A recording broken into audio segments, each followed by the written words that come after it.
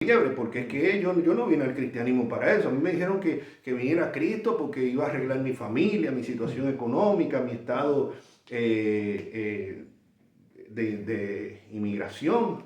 No, venimos a Cristo para perdón de nuestros pecados, reconociendo que somos pecadores.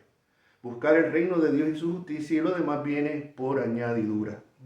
Ahora, volviendo otra vez aquí, deja claramente que si esto es aprobado delante de Dios. Versículo 21 dice más, pues para esto fuisteis llamados. O sea, fuimos llamados para padecer injustamente. Solamente, como dije, basta mirar el ministerio de Jesucristo, el ministerio de los apóstoles. ¿Cómo murieron los apóstoles? Todos murieron por muertes violentas, excepto el apóstol Juan. Todos. Lean la historia de la iglesia. Yo les recomiendo un libro que lo he leído anteriormente y lo estoy leyendo otra vez, que se llama el libro de los mártires de Fox. Y ustedes van a ver ahí cómo sufrieron los cristianos en los primeros siglos y cómo sufrieron los cristianos a manos de la Inquisición católica romana. Las torturas a las que eran sometidos. Y nosotros nos sorprendemos hoy en día cuando somos perseguidos, cuando nos tratan injustamente por ser cristianos. Eso deja claramente que es que no hemos sido bien discipulados. El cristiano bien discipulado no se debe de sorprender. Y cuando nos traten de fanáticos, de intolerantes, porque no seguimos la corriente de este mundo, no aprobamos el matrimonio del mismo sexo, no estamos a favor del aborto, del asesinato de niños en sus vientres, tenemos que mantener esa posición. Y no simplemente o evitar hablar de ello, como ocurre en muchas iglesias, que estos temas no se tocan. No se tocan. O sea, se habla solamente de la gracia de Dios y nuestra posición en Cristo. Amén, hay que hablar de eso. Pero es que también hay que hablar. Cuando nosotros vamos a las epístolas,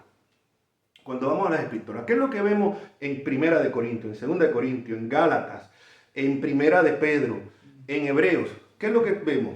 Los escritores bíblicos tratando con los problemas que estaban enfrentando esas congregaciones en ese momento, en ese contexto histórico.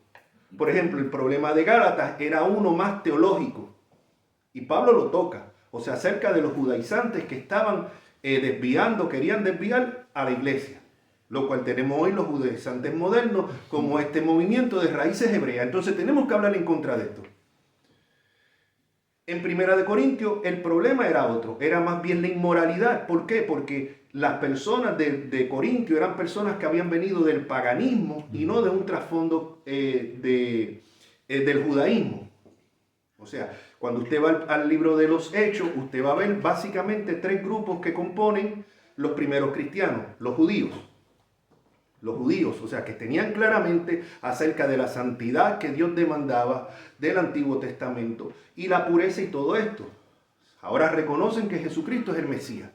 Pero hay otro grupo que también es mencionado en el libro de los Hechos, de los primeros cristianos, y son los prosélitos. Eran gentiles que habían abrazado la religión judía y que se habían circuncidado.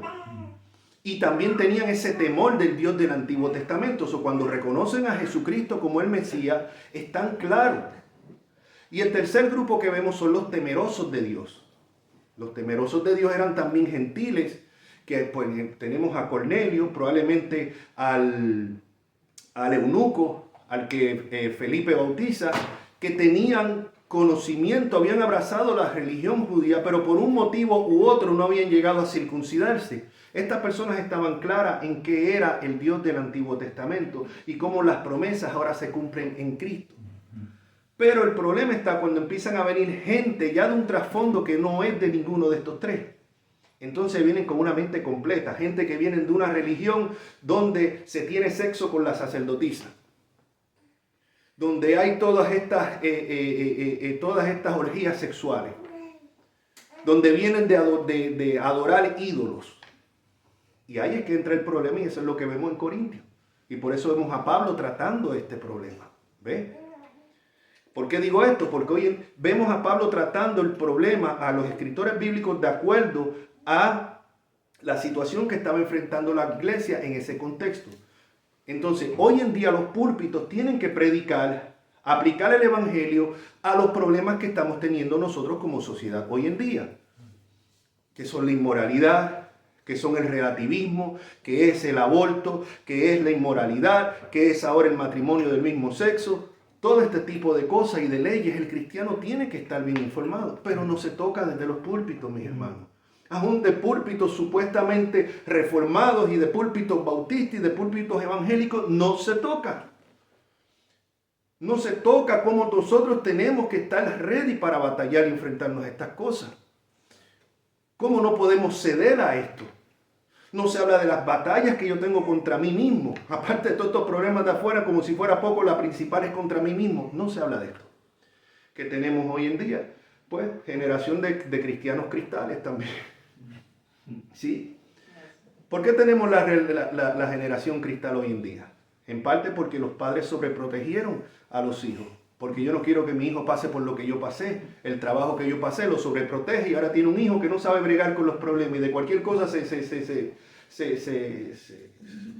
vuelve un 8, por decirlo de una manera.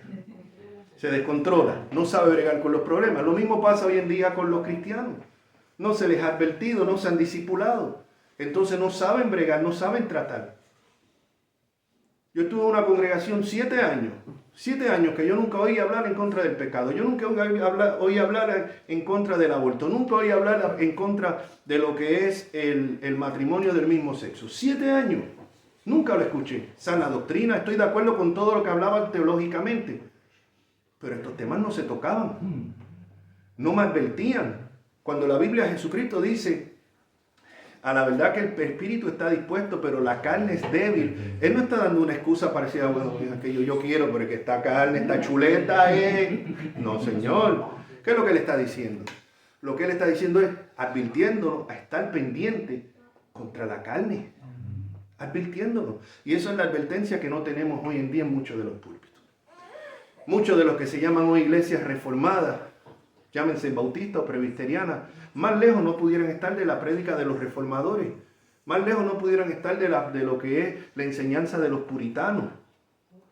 No pudieran estar más lejos. Yo escucho algunos, no menciono nombres, pero se me vienen a la mente unos cuantos, de pastores hasta locales, que dicen estar en esa línea, y cuando tú los escuchas y tú te lees un John Owens, te lees un George Whitefield, o sea, te lees un Jonathan Edwards, tú dices, pero esta gente, ¿dónde están? Aquellos no, el mismo Calvino no paraba de hablar en contra de la carne y del pecado. Y estas personas no tocan esos temas. Todo es gracia, gracia, estamos en la gracia, la gracia, la gracia, la gracia y la gracia. Tenemos que hablar de la gracia de Dios, definitivamente, porque todo es por gracia, favor inmerecido. Pero a la misma vez tenemos que hablar de la batalla, tenemos que hablar del comportamiento, de cómo vivir el evangelio en todas las áreas de nuestra vida. Volviendo otra vez aquí al texto, versículo 21, dice, pues para esto fuiste llamado, porque también Cristo padeció por nosotros, dejándonos. Alguien dirá, ah, sí, pero eso fue Cristo, porque Cristo padeció, ya yo no tengo que padecer. Ah, no, mira lo que sigue más abajo, dejándonos ejemplo. Dejándonos ejemplo, para que sigáis sus pisadas. ¿Cuáles? De padecer injustamente. De padecer injustamente. El cual no hizo pecado, ni se halló engaño en su boca. Quien cuando le maldecían no respondía con maldición. Wow. Esto es algo que yo cada vez que lo leo es como me cruzan la cara de 2 bofetadas. Porque cada cual tiene sus debilidades. O sea, la debilidad tuya no tiene que ser la mía. Pero una de mis debilidades a través de los años, era lo que yo le daba rienda suelta cuando estaba en el mundo, era el carácter. Entonces, yo sí me batallo con eso. A veces me contestan de un tono que no me gusta y es que la lengua pega a temblar así para responder.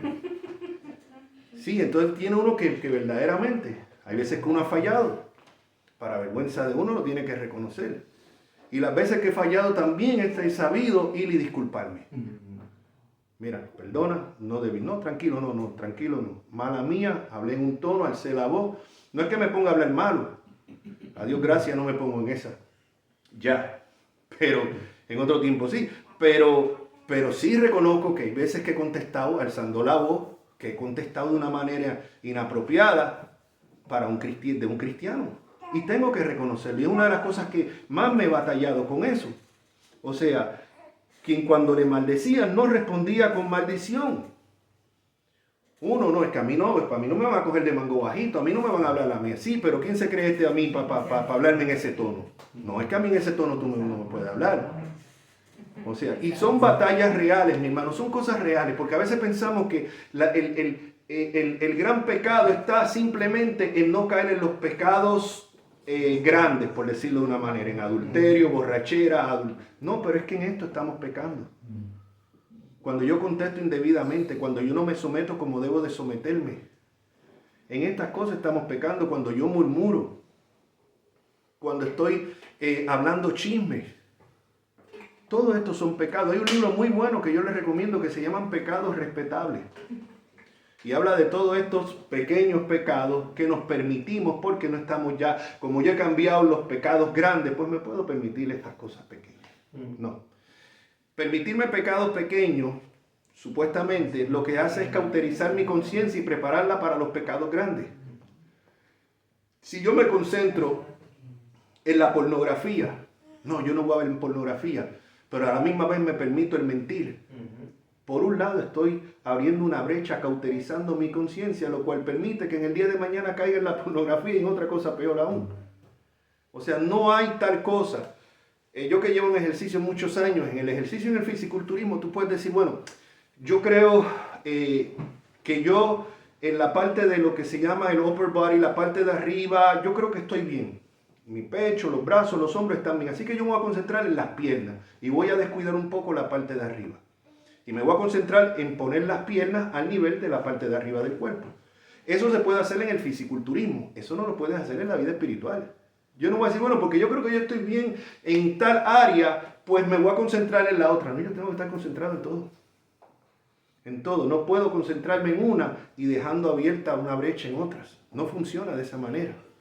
Ahora, volviendo otra vez aquí, dice que nos dejó ejemplo de que cuando lo maldecía no amenazaba, sino encomendaba la causa al que juzga justamente. Mire, nosotros tenemos un ejemplo muy claro de esto en el mismo Nuevo Testamento. Cuando a Jesucristo lo insultaban, ¿verdad? En el juicio que le hicieron, ¿verdad? Lo abofetearon. Jesucristo no respondió. Y conste, porque hay gente que dice, bueno, sí, pero Jesucristo en una ocasión se airó y cogió un fuete y azotó a las personas. No fue por causa de que lo insultó, no fue porque él se sintió ofendido, sino porque la ofenda iba contra el Padre. Nosotros sí nos podemos molestar y airar cuando vemos que el nombre de Dios es blasfemado. Cuando yo veo estos sinvergüenza en las paradas gay que blasfeman el nombre de Cristo, poniéndolo como homosexual y todo eso, eso sí me causa ira. Y yo me atrevo a decir que es una ira santa. Otra cosa es la ira que viene cuando me insultan a mí. Esa es la que no debemos de responder. Pero sí nos podemos airar cuando vemos que el nombre de Dios es blasfemado. Y eso fue lo que pasó con Jesús en el templo.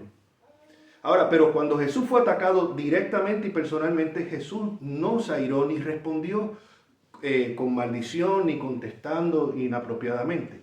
¿Qué pasa cuando le meten un bofetón al apóstol Pablo? Ahí ya la cosa cambia. Así mismo te golpeará Dios para blanquear, algo así le respondió al sumo pontífice. O sea, y cuando le dice, oye, así le hablas tú al sumo pontífice, y que él dice, bueno, no sabía, perdón porque no maldecirás al príncipe de tu pueblo, ¿no? Pero lo que quiero es presentar la diferencia entre el apóstol Pablo, con todo un hombre santo que escribió la mayoría del Nuevo Testamento, cómo respondió cuando le dieron un bofetón. No respondió como Jesucristo. Y lo mismo pasa con nosotros. Esto no es una excusa. Estas cosas nosotros tenemos que mirarlas y decir, si estos hombres de Dios fallaron y cayeron ahí, Dios guárdame de yo no caer. Esto no es para excusar. Bueno, David cayó en adulterio y fornicación, así que yo caiga no es nada. No, al revés, todo lo contrario. Si David, siendo un hombre conforme al corazón de Dios, cayó en esto, más tengo yo que cuidarme, más tengo yo que velar para no caer en lo mismo. O sea, no son excusas. Así que después de este versículo que deja claramente cuál debe de ser nuestra posición en los trabajos, tenemos que trabajar como para el Señor, lo aprecien o no lo aprecien. Nos sujetamos siempre y cuando no nos vayan a obligar, lo que nos ordenen en el trabajo no vaya en contra de la palabra de Dios. Si en el trabajo una secretaria, el jefe le dice, di que yo no estoy, ella no se puede someter a eso. Pero pierde su trabajo, bueno, entonces tiene que padecer injustamente. A eso no se puede someter. O sea, simplemente pongo un ejemplo. Si alguien en su trabajo le dice, mira, el jefe cambia los números ahí y pon tal y tal cantidad que no es cierta para que luzca mejor en el récord, no, el empleado no se puede someter a eso. ¿Ve? O sea, ese tipo de cosas no, porque va en contra de la palabra de Dios. Fuera de eso, todo lo que vaya dentro de las obligaciones, que no vaya en contra de la palabra de Dios, es nuestra obligación someternos. Es nuestra obligación someternos. Ahora bien, nos deja el ejemplo de Jesucristo y terminamos aquí con los últimos 2 versículos que voy a tratar de explicarlo esto nada más. Yo pensé hasta en dejar estos versículos para explicarlo solos aparte, en una enseñanza sola, pero lo voy a hacer en los próximos 5 minutos si el Señor permite. Dice, a causa del que juzga justamente, quien no amenazaba sino encomendaba la causa al que juzga justamente. Y eso es lo que tenemos que hacer nosotros, ese es el ejemplo. Me están tratando de una manera injusta. ¿Qué dice? Que tenemos que presentarle al que está en control, al que mueve los corazones, que el propósito de Dios se cumpla. A lo mejor Dios está permitiendo esto en mi vida sin quitarle la responsabilidad a este jefe antipático, a este jefe injusto, pero Dios está utilizando eso para moldear mi carácter. Yo estoy rogando al Señor, Señor, ayúdame a cambiar este carácter. Ayúdame, Señor. Y entonces el Señor envía el instrumento para que yo cambie ese carácter, entonces después no puedo soportarlo. Dios es siempre, y siempre es lo que digo, Dios siempre tiene un propósito. Siempre tiene un propósito, aunque usted y yo no lo podamos ver. Dios siempre está en control, aunque a usted y a mí no nos parezca. Siempre tiene, nada ocurre por casualidad. Un pajarillo no cae a tierra si no es por la voluntad del Padre. En todo tiene un propósito. Aún las injusticias que cometen contra nosotros tienen un propósito delante de Dios. Están dentro del plan soberano de Dios, aunque eso no excusa a los que la cometen. Los que la cometen, si no se arrepienten, van a tener que dar cuenta a Dios. Pero a la misma Dios utiliza la maldad de esas personas para, como dice la Escritura, todas las cosas ayudan a bien a los que aman a Dios. Todas las cosas, incluso las injusticias que cometen contra nosotros. Entonces, ¿qué es lo que nosotros tenemos? En la situación que sea que nos encontremos en este momento, encomendar las cosas delante del Señor. Señor, que tu propósito se cumpla. Tú sabes mi debilidad, me siento así, me siento solo, me siento desanimado, me parece que no aguanto, que no soporto más. Señor, que tu propósito en esto se cumpla. Tú tienes un propósito y que se cumpla. Y mientras tanto, sosténme. No me suelte de la mano. No es que yo no me voy a soltar de la mano a Dios. No, Señor, tú no me sueltes a mí. Porque si depende de mí, me suelto más rápido que ligero. Señor, tú no me sueltes a mí. En medio de la prueba que sea. Y termina con los versículos 24, después de hablar el ejemplo que Cristo nos dejó. Dice, quien llevó él mismo nuestros pecados en su cuerpo sobre el madero, para que nosotros, estando muertos a los pecados, vivamos a la justicia, y por cuya herida fuisteis sanados. Brevemente, explicar aquí una clase de 1 hora, la voy a explicar en 5 minutos. Uno de los versículos más mal citados es este, y por cuya herida fuisteis sanados. En el nombre de Jesús reclamo sanidad, porque por cuya herida fuisteis sanados. Constantemente. Y te dicen, no, es que es bíblico, Cristo llevó en la cruz la enfermedad. Y como Cristo llevó la enfermedad como con el pecado, todo creyente tiene que reclamar esa promesa. Entonces no deben de haber creyentes. No deben de haber creyentes. Yo no debería de usar estos lentes, porque la miopía es una enfermedad. Yo no debería de estar calvo. Yo debería tener mi melena que tenía cuando joven. O sea, porque eso también es parte de la caída. O sea, entonces, ¿cómo explicamos? No, pero es que la Biblia dice, venga rapidito, súper rápido. Vamos a explicar esto porque hay mucha confusión. Inclusive he visto cristianos en algunas iglesias que los injurian encima de las situaciones. Muchos años atrás, y para ese tiempo, aquí el único que se ha de acordar es el hermano Zapata. Yo comencé pastoreando una iglesia pentecostal. Y muchos años atrás recuerdo una hermana que estaba en una silla de ruedas, yo estaba hablando sobre este pasaje, y ella fue a nuestra congregación y nos contó como en una iglesia, en una mega iglesia de esta de Miami, un conocido pastor argentino, en esa ocasión ella fue a ver una campaña de sanidad. Ella fue con la esperanza, porque habían prometido milagros y todo esto, de que ella iba a ser sanada. Allá le dicen, levántese a la señora, en el nombre de Jesús, por cuya herida fuiste sanada, levántese. La pobre hermana no se podía, hacía el esfuerzo, no se podía levantar. Estaba paralítica. insistieron. Pues cuando la hermana no se pudo levantar, ¿sabe qué hicieron? Le injuriaron. No es que usted no tiene fe. Es que usted no tiene fe. Usted reclame, la palabra de Dios no puede fallar. Y si dice que fue sanada por las llagas de Jesús, usted tiene que levantarse. Esa hermana fue destrozada en nuestra congregación. Pero es que la palabra de Dios dice eso. ¿Es que la palabra de Dios promete acaso que los cristianos tienen que estar sanos? ¿Es que pagó Cristo en la cruz por la sanidad del cuerpo? Venga conmigo, rapidito. Isaías 53. Vamos a leerlo todo en contexto bien rápido y explicarlo. Isaías 53. Versículos 4 y 5 dice: ciertamente Él llevó nuestras enfermedades y sufrió nuestros dolores, y nosotros le tuvimos por azotado, por herido de Dios y abatido. Citan este pasaje. Él llevó, mira aquí lo dice, Él llevó nuestras enfermedades y sufrió nuestros dolores. Entonces asumen que esto fue ¿dónde? En la cruz. Que esto fue en la cruz. Pero cuando nosotros vamos a Mateo, porque la escritura, una de las reglas de hermenéutica bíblica es que la escritura interpreta la escritura. Venga conmigo a Mateo 8, versículo 8 y 14, del 14 al 16.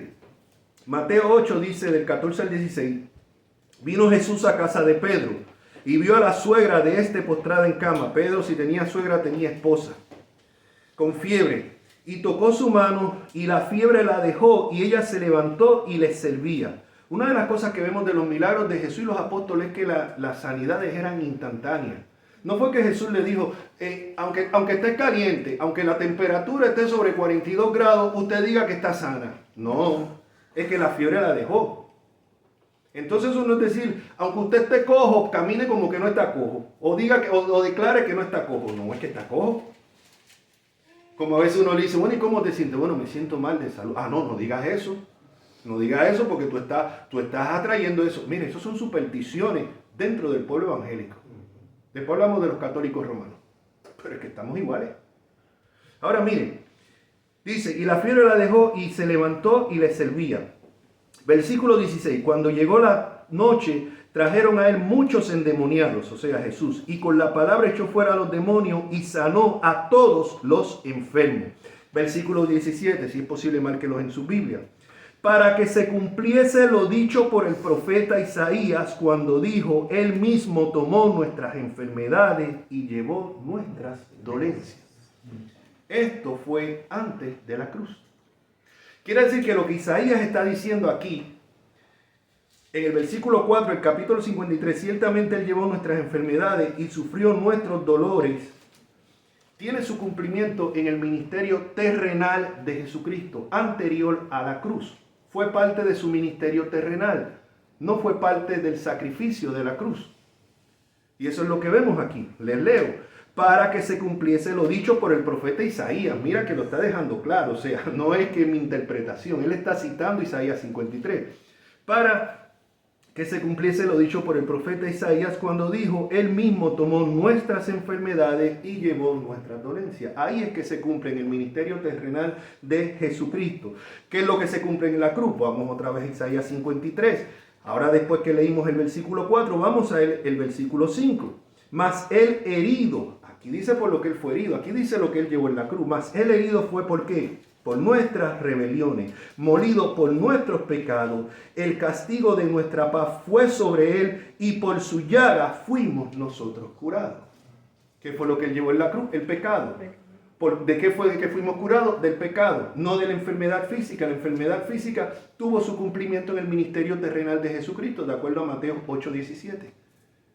Entonces usted no cree en sanidad divina, usted no cree en milagros. No, yo creo en milagros. Yo creo que Dios es soberano para sanar.